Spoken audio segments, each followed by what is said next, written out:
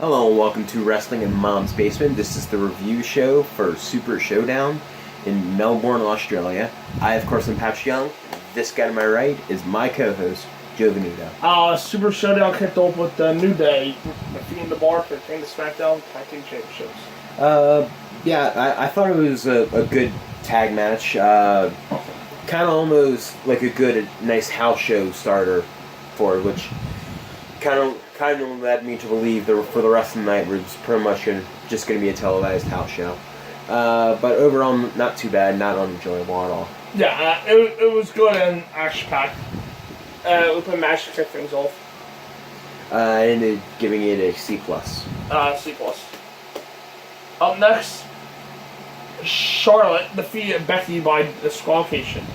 Becky takes the title. And another good match. Pretty much just another match to get to the rest of the feud that's probably going to happen. Probably a gimmick match at Evolution. Mm-hmm.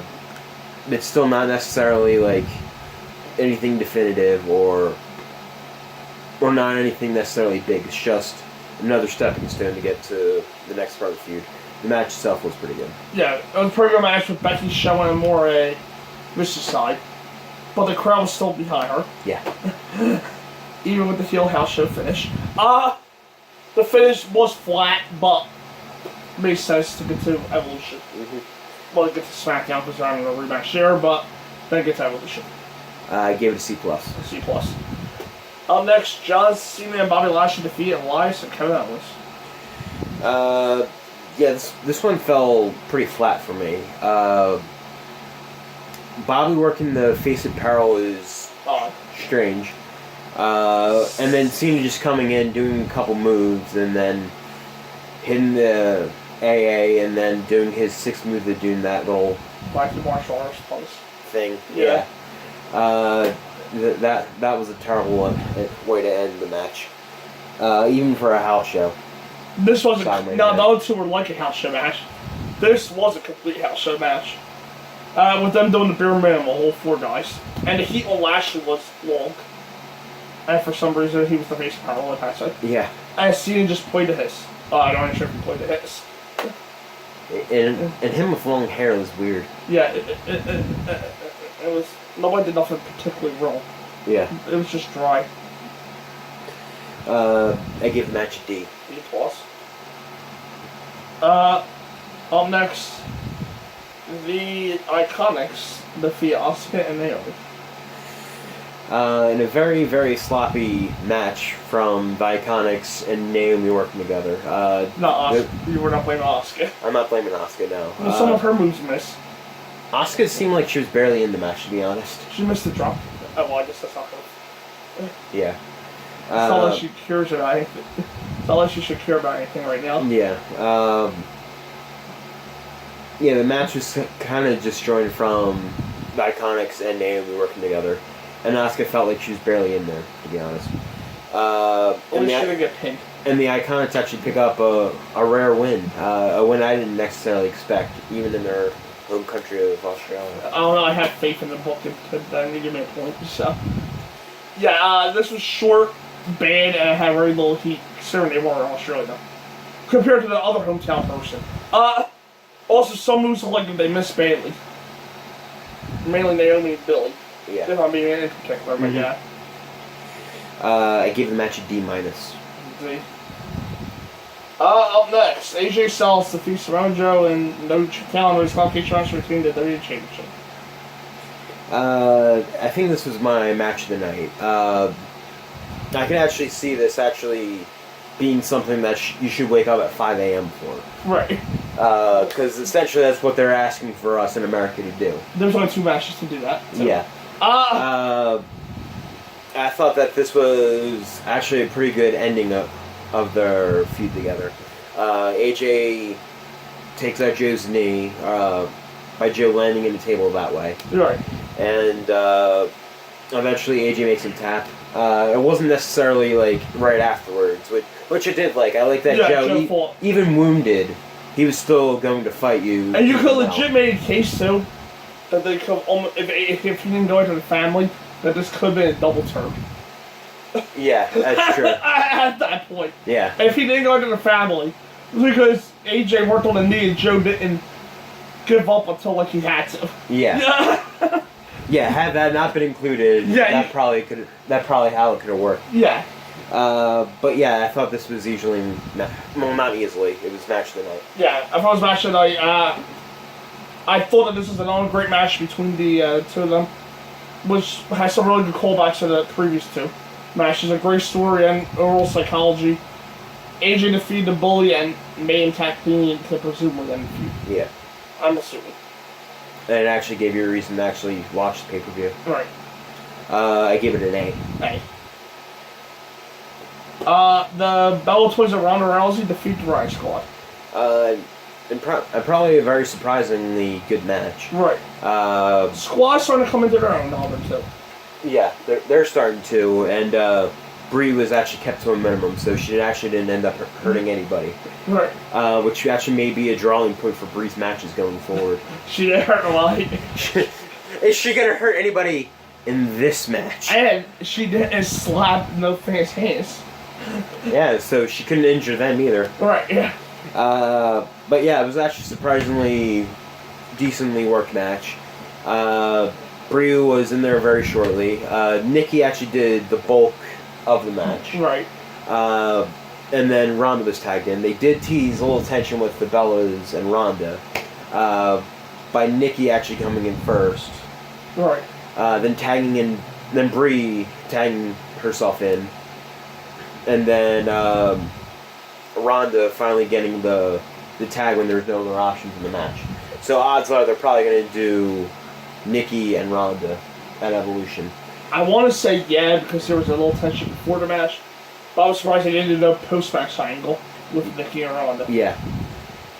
I'm holding out hope that there isn't, because they announced Ronda against a mystery opponent at Evolution. So I'm holding out hope that they thought about the stripper facing the UFC fighter isn't going to work. But, who might it'll be Kelly. It'll be worse. Yeah. But I hold out. Either. It might be better. So I'm hoping that I'm holding out hope that they have somebody new, because they announced it as a mystery. Otherwise, why would you just announce the match? The thing why I think they didn't do a post-match thing is because I think they're going to keep Nikki as a face, get into the feud for some reason. Okay, because I thought that killed the entire point of the match, though, when Nikki and Ronda were arguing. Yeah. I don't want to say the Riot Squad should give Ronda the first loss, but I mean that part. The match was a little rough early, but it's to be expected with the bells. Yeah. But the Riot Squad worked hard, and the crowd got to Rousey's big closing stretch with the double armbar. I give the match B-. Same. You know, you're kind of like Wilson from Home Improvement right now. All we see is your eyes over the laptop. I know. Up next, Buddy Murphy defeated Cedric Alexander for the Cruiserweight Championship. In the other match that was worth waking up at 5 o'clock in the morning for, this is exactly what I want out of a Cruiserweight match. Just fun, quick-paced, hard-hitting, and just pretty much, what's the word I'm looking for here? Just exciting throughout. Yeah. Buddy Murphy actually ends up picking up the win in his hometown, which I think is a smart move because he's honestly put in probably the best work on 205 Live. With the other one, you can make a very strong case for it in Mustafa Ali, but I think Murphy has gone far and above improving himself in the Cruiserweight division. Yeah, it was an absolutely great sprint, I guess is the right word, because it was only 10 minutes and 39 seconds. The culmination of a great comeback story for Murphy. Yeah. Who was all but left for dead in NXT. He's NXT's best kept secret, I think it was. Yeah, that's how it was. Yeah. Apparently he was right. The two guys worked extremely well together. It wasn't quite excellent as I think they had another match on 205 Live, but obviously it was only 10 minutes and 35 seconds. Yeah. But for 10 minutes and 35 seconds, yeah. And And I think they knew they didn't have a ton of time, so they didn't go out there with the whistles and crap. They just went out there and did. Yeah. In front of a hot crowd, too. That wanted to see them for that one.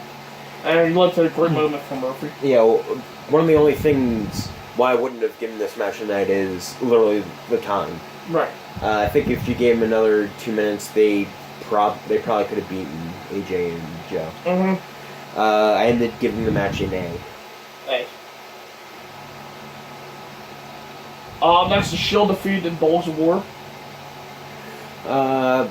Yeah, I thought this was a pretty good match. Kind of more like a house show main event match to me.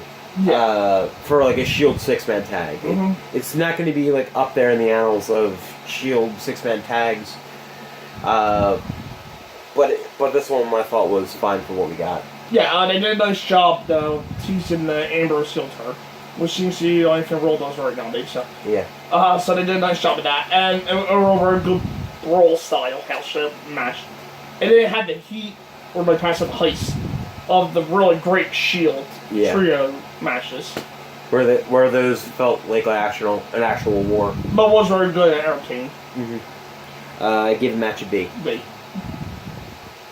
Next, Daniel Bryan defeated The Miz, becoming the number one contender for Crown Jewel of his AJ Styles. Yeah, in 2 minutes or less, maybe? 2 minutes and 27 seconds. Yeah, I get the idea of doing this in a shorter match because Bryan, I guess, need a little bit more credibility because he had been losing to Miz back to back. Right.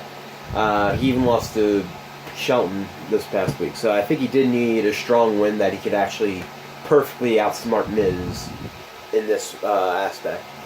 The problem for me is though that they only literally got 2 minutes, and you'll see more about my complaint later when those guys got. They're only 60 something combined. When that entire match, entrances and post match angle, got like 40-45 minutes. Daniel and Miz are only like 30, or like how old Miz 37? Might be, yeah. That Bryan's like 35, right? They're only like 70, 72 combined. Yeah, I know. They still got years ahead. I think it's that 30 minutes. I know. Their combined age would be the age for a main eventer. Right. On the show. But yeah, it was. I get why they did it, but just I needed more time with them. Yeah, I needed at least 8 more minutes. And the ending also kind of felt very flat too, like just out of nowhere, like it was almost a mistake. Right.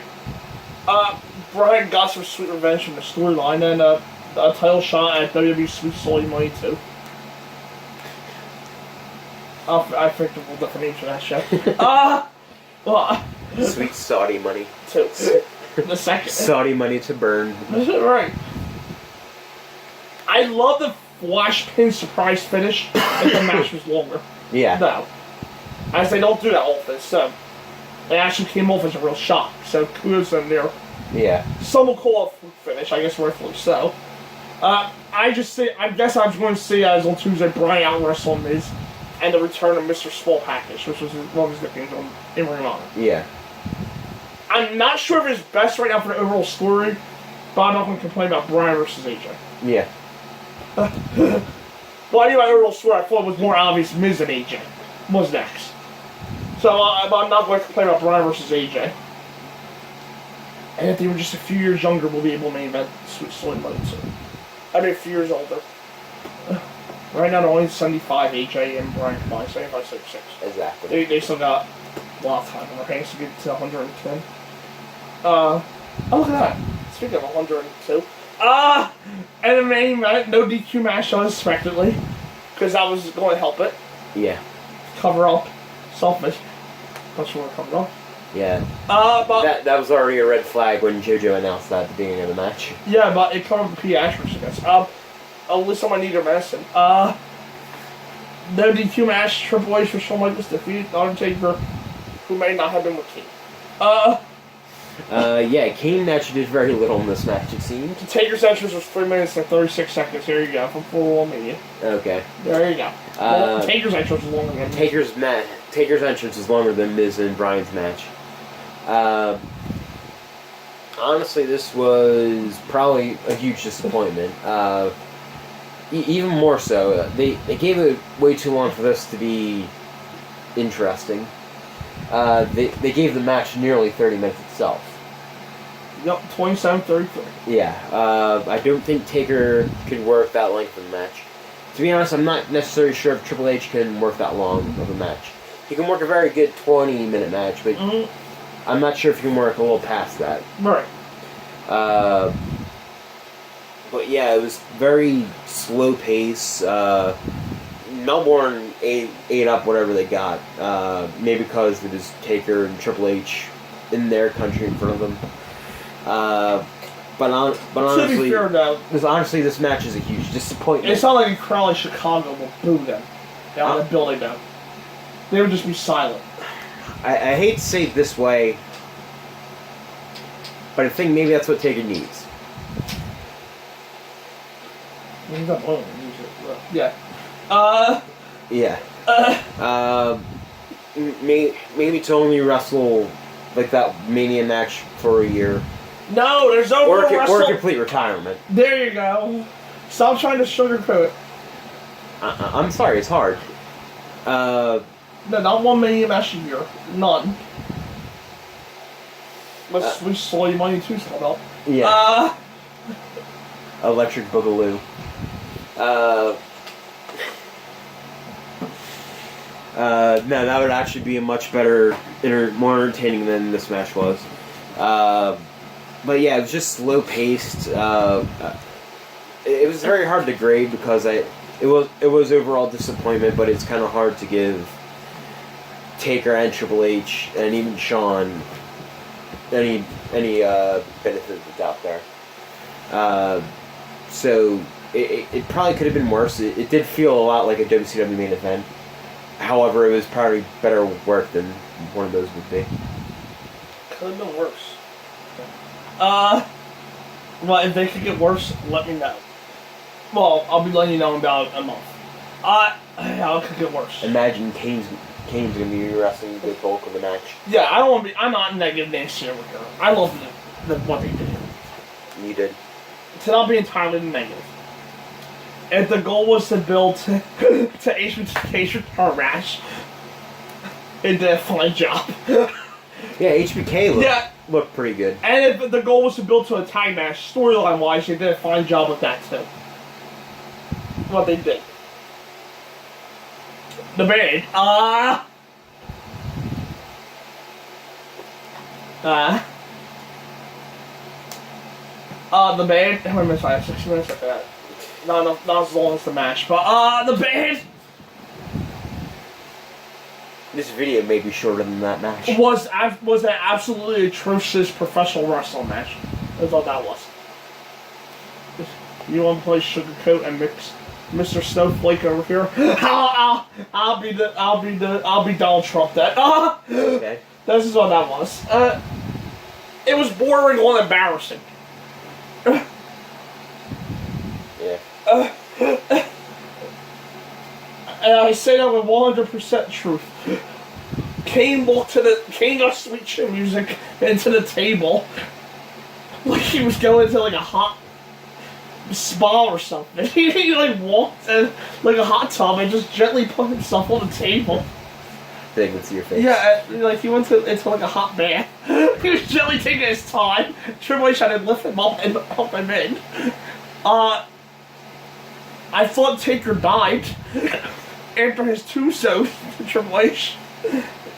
Now he just like keeled over. Yeah. On the one after the match. He did a tombstone and just like stumbled and fell.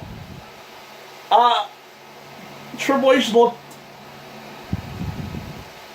Triple H did too much work in this match. Shawn looked like you could bump. Hopefully, you can still wrestle. Yeah, Shawn looked like he moved pretty well. I guess this is a Triple H Vanny match. However, I've seen better Triple H Vanity matches. Yeah, they had all the bells and whistles, but even that couldn't save it. Yeah. The guardrail spot was bad. Was very bad in the crowd. Triple H over the pedigree. Undertaker botched the first backdrop attempt, and then he had him up on his head. for like the second one's back for the second one, but then he like lost his grip and lightly flapjacked him onto the guardrail, which I'm still confused why there's a piece of guardrail laying in the middle of the crowd. Yeah. However, they did the same spot in the ring. It was better. And yeah, Taker actually did it no problem. In 2018, there's no way that these two should even be done with 20 minutes. That's the reason one, yeah. I do absolutely agree with that. It was slow. They were falling all over themselves. Undertaker was falling all over himself at times. And Taker looked like he was going to have a heart attack. Well, Triple H wasn't that much better, but I think that's due to Pat saying about the 28 minutes. I think Pat does it. Yeah. Yeah, I don't think the... I feel like I aged, too, watching this match. This match should have been over like 7 minutes, but... I feel like I'm like 58 years old. Yeah, Undertaker, Triple H, I don't think Vince is ever going to give just 7 minutes to. Yeah, yeah. Even though he gives it to Brock and Roman, no problem. So, actually, he gives shorter to them. Yeah. Great. For Death of My Childhood, D. D minus.